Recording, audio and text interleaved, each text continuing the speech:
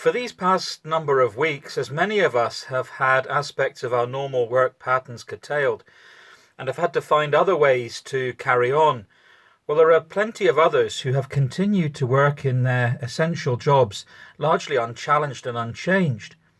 Healthcare staff have continued to provide most, if not all, of the usual services we rely upon to keep us in good health.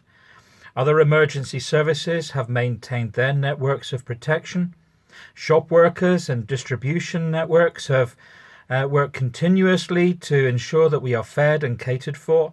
Post office workers and other delivery folk have carried on making sure that our online shopping orders are all fulfilled. And of course, farmers have continued to plough and to sow and to plant. For some, this will largely be done, and there might finally be an opportunity to be at home.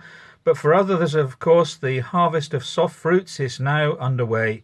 Local produce is available in our supermarkets once more.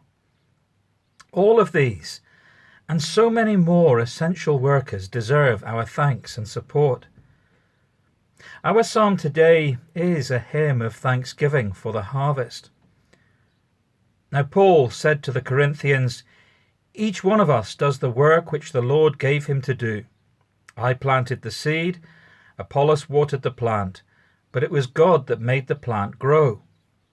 The one who plants and the one who waters really do not matter. It is God who matters, because he makes the plant grow. Paul reminds us that, in a sense, we are all essential workers as we fulfill the tasks that the Lord has given us. But we ought not forget that without God we can do nothing. Without God, the farmer can grow nothing. The distributor can move nothing. The shopkeeper can sell nothing. And we have nothing to eat. David has not forgotten. He praises God for the harvest, for it is the God who formed the earth, who formed the mountains and constrained the sea, who quietens the storm. He is the God who provides for us. This God cares for the land and waters it with rain from above, in order to provide the people with corn as he ordains. The earth produces its bounty at the hands of God, and the carts that overflow with abundance are, in the end, the Lord's carts and not our own. The land itself delights in God. The hills themselves display their joy. The meadows and valleys covered with flocks and corn sing their praise. It is no wonder that David goes up to the mountain of God, to Zion, in praise and thanksgiving, for God is the true essential worker that we should not forget. So David looks forward to the Messiah's kingdom coming in all its fullness, and the people of God shall look in joy to the dwelling place of God, so shall God still the turmoil of the nations. The people will know forgiveness and be filled with the good things of God's house. Psalm 65 is entitled, "For the Director of Music, a Psalm of David, a Song."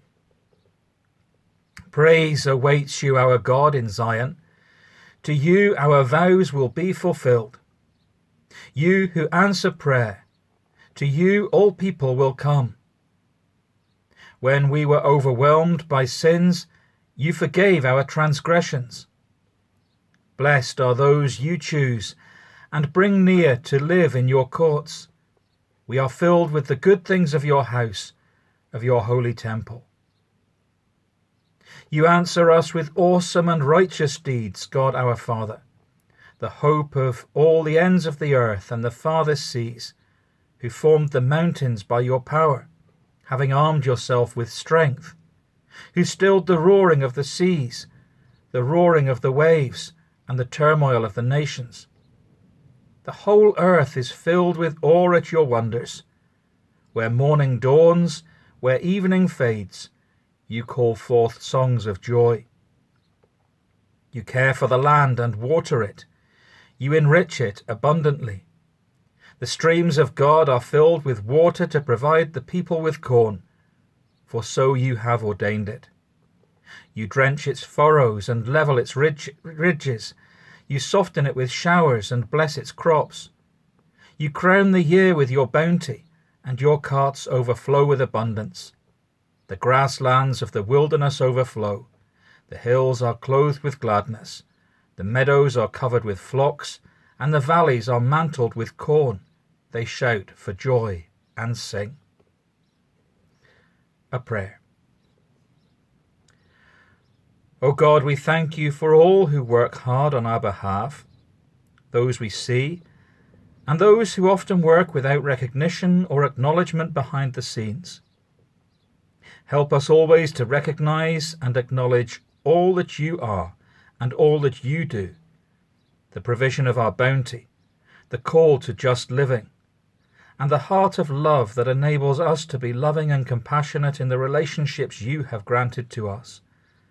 So fill our hearts with thanksgiving and praise. Amen.